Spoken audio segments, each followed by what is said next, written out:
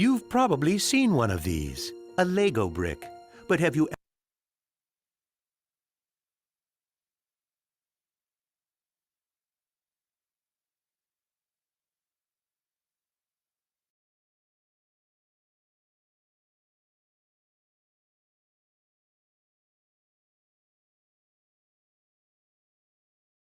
ever wondered how it all started and why it's called Lego?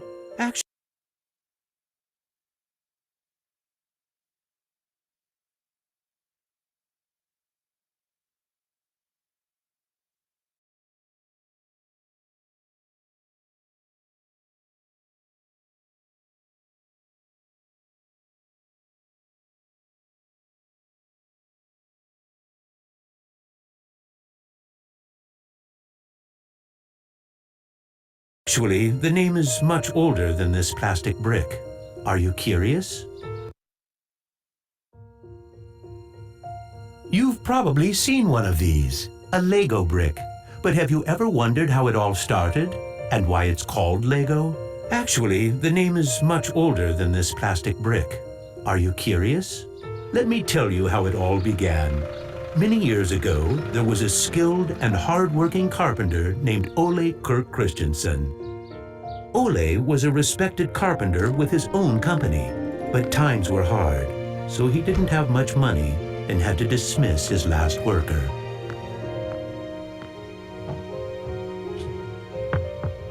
Come on in.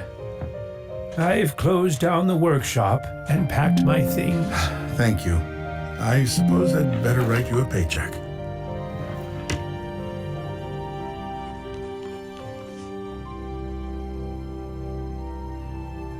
Take care.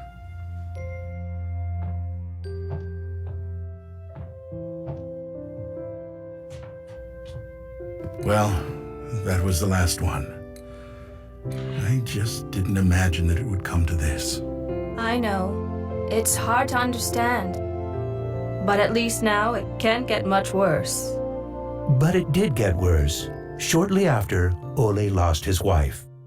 But Ole was a special person. He wasn't the type that gave up. And with the responsibility of his 4 sons, he had to think of something. Ole had gotten an idea, and for him, it never took long to put an idea into action. Ole's little invention made his boys so happy that he thought maybe he should start making toys. Ole decided to give it a try. Luckily, he had saved up a lot of wood from the carpentry production. He could now use it to make toys. Time passed by, and even though Ole was a skilled carpenter and had a good eye for quality and detail, sales were very slow. Luckily, one of his sons, Gottfried, started helping out his dad after school. Together, they just barely managed to keep up the production. Eventually, word began to spread that wooden toys of the finest quality were being made in the little workshop in Billund. One day, a man drove into town, a man who would change Ole's future. He was a wholesaler from Fredericia. I've heard that you're making some very nice wooden toys. Well, one does his best. The wholesaler was very impressed with all the wooden toys and placed a big order before he left. Now there's finally someone who can see the opportunities in what we're doing. Look at this. The wholesaler wants to put a lot of our toys into his store for the holidays. It's going to be a good Christmas this year, but we'll be busy. Now there was a lot to do in the little workshop, and Ole could rehire his former workers. Ole only used the highest quality wood, which was hand-picked and very carefully prepared. They worked day and night to get the order finished, so the wholesaler could get the toys out in stores before Christmas. Is there something wrong, Dad? I'm afraid that we're in big trouble. In the middle of their work, Ole received a letter saying that the wholesaler had filed for bankruptcy and couldn't buy the toys that he had ordered. But what are you gonna do? What about Christmas? Now we can't even afford food? I'll do it. What are you gonna do, Dad? I'll do it myself. I'll drive around selling the toys.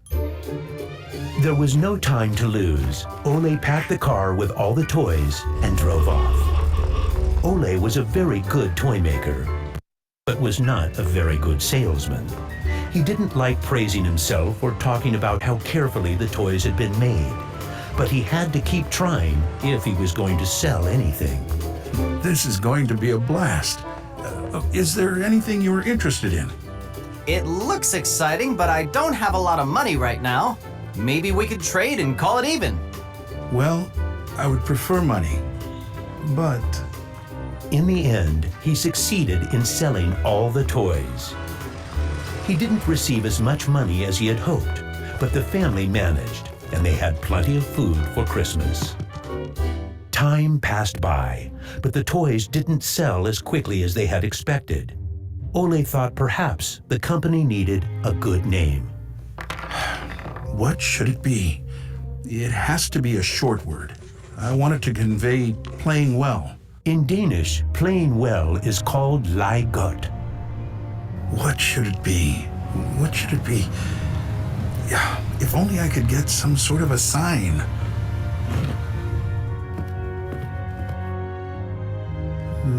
Lego. As you can see, Ole himself ended up finding a very suitable name. But what he didn't know was that in Latin, the word Lego means I put together. The name Lego was well received, and the company slowly started to move forward. We have made 3,000 crowns this year, and we have more orders than usual. Did you say 3,000 crowns? Then you need to see what I've been looking at. Even though Gottfried wasn't comfortable spending money on a milling machine, he could see that it was useful and that the quality of the toys improved. Could you finish the last batch and get it ready for shipping? I will. Dad, I've saved a lot of money for the company today. Really? How? I figured we could save money on the lacquer, so I only coated the ducks twice instead of 3 times. You what? Unfortunately, Gottfried's idea didn't go over well with Ole. Ole made Gottfried unpack all the ducks himself, give them the last layer of lacquer, and bring them back to the train station. Ole believed in high quality and not cheating his customers. When Gottfried returned, Ole explained that that wasn't the way to create a good brand. This little lesson opened Gottfried's eyes to the fact that every detail matters, and only the best is good enough. In the late 1930s, Lego was making a profit. Even when the Second World War broke out, they tried to make the best out of a difficult time. It seemed nothing could go wrong. But a stormy night in 1942 changed their luck.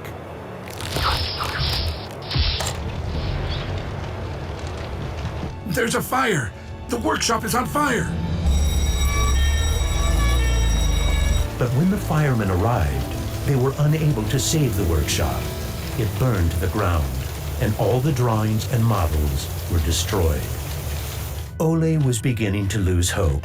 All that he had worked for was gone, and he almost lost his company. But being responsible for his children and workers inspired him to rebuild Lego. A new factory was constructed. Soon the production of wooden toys started again. The little company fought its way back into the market. Gradually, the Lego factory began to run smoothly, and Ole started looking for new challenges. One day, he went to Copenhagen to look at a new machine that had just arrived in Denmark. It was a plastic molding machine, and Ole was very excited about it. Should we buy it? It sure is a good bargain, and it will give us a lot of opportunities. Well, it does sound interesting, but it is a lot of money. I'll take that as a yes. When the plastic molding machine finally arrived, Ole started making little plastic teddy bears and rattles. But he still had the plastic bricks that he had received at the fair. There was something about them that he couldn't stop thinking about. And even though no one else could see the potential in them, Ole decided to redesign and put them into production. But it was when Lego first launched the Gray Ferguson tractor that the plastic toys became a success. Unfortunately, the sales were dropping during the summer, and the company had too many toys in stock. This can't be right. Of course our products can be sold the whole year, not only for Christmas. Gottfried decided that he would go out and sell the toys himself. Gottfried brought his wife Edith as company and moral support. If you can't get cash, then we need butter and eggs. Well, it wasn't that bad. Gottfried was a success in his trip around the country, which helped Lego to get out of its financial crisis. They reached home just in time for Ole's birthday party. Ole turned 60, and the whole family was gathered to celebrate with him. Well, I guess it was a long trip around the country. Hey, I got an idea. Listen. What about a picture with the 3 generations? Everyone thought that was a good idea, and we were placed on the sofa with all the presents and flowers around us. On a business trip to England, Gottfried met the head of a big shopping center on his way home. They discussed the toy industry, and the conversation would be very important to the future of Lego. Damn this industry. I just think that toys are no good nowadays. What do you mean? I think they're working very well. Oh, they work fine, sure, but there's no system in anything. System? System? There isn't any system. What in the world are you doing, Gottfried? There isn't any system. The toys need an idea and a system built around it. I want to put system into play. Children have only been offered ready-made solutions.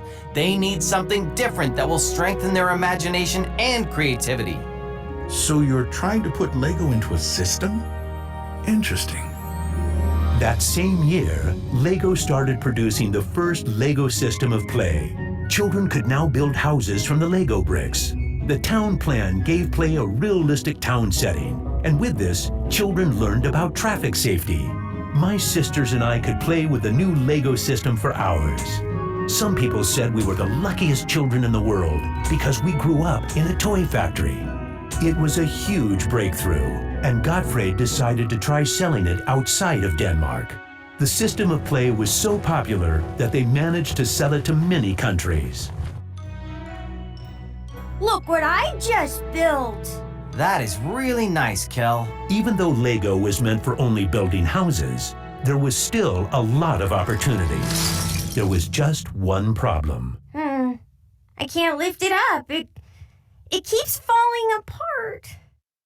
That made Gottfried wonder. He wanted to find a way to make the Lego bricks stick together, but that was easier said than done. Gottfried noticed that the Lego bricks got a better clutch power with tubes inside. Now it was no longer just bricks, but a whole construction system with endless possibilities. This was groundbreaking for the Lego product. With a child's imagination, Lego could be anything in the world, over and over again. The imagination is the limit. Look, Dad! Now I can build everything! Unfortunately, Ole never got to see how successful the little brick actually became. Gottfried was left on his own, and he had to go through another fire at Lego that destroyed most of the wood production. Just like his father, Gottfried knew that he had to try to get the best out of any situation and never give up. Gottfried took the hard times with his head held high. As sales grew, the company also got bigger. He had to think ahead, and he decided not to resume the production of wooden toys and to only focus on the Lego system. It turned out to be a great decision. Many new models were built, and Lego got stronger in the toy industry. Sir, which one of these do you think is the best? That one. Even though it got busier at Lego, Gottfried still had bigger plans. Now he wanted to build an airport, so it would be easier to sell his toys to the whole world. Like father, like son. It didn't take long to put his idea into action. Only 3 years later, Billund Airport was opened. The many guests and business connections who visited the company always wanted to see the modeling department. Gradually, it got so crowded that it was hard for the employees to keep up their work. I think we better wait a while. Gottfried could see that something had to be done. He needed a bigger place to display the Lego models.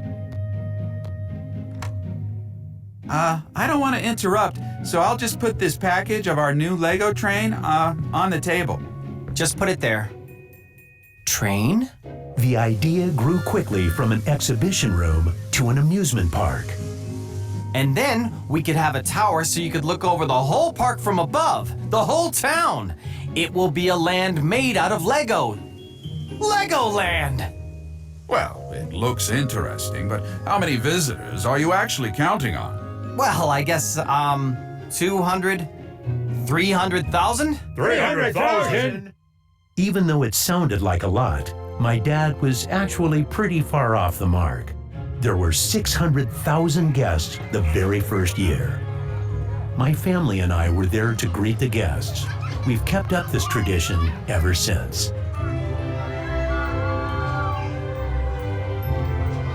Now you know how it all began. Lego wouldn't be what it is today if it hadn't been for my grandfather's sense of quality and search for perfection. My father firmly believed in the endless possibilities of the Lego system. I seek to take the Lego idea even further, encouraging children to explore, experience, and express their own world, a world without limits. And we are still convinced that only the best is good enough, because children deserve the best.